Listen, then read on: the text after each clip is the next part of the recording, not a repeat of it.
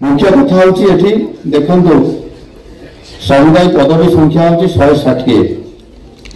पदवी अवस्थापित अच्छा 92 ये केते परसेंटेज है कार गणित भल हुए फटाफटी कह दिंतु 60 एवरेज 60% रु अधिक वैकेंसी अच्छी ये है गोटे professor seat sanction 21 in position 15 vacancy 6 associate professor 27 in position 16 vacancy 11 assistant professor sanction post 47 in position 39 8 vacancy आपर अन्य सब जहाँ सीनियर रेसिडेंट से वैकेंसी 43 अच्छी 65 रु ये बहुत बड़ा वैकेंसी अच्छी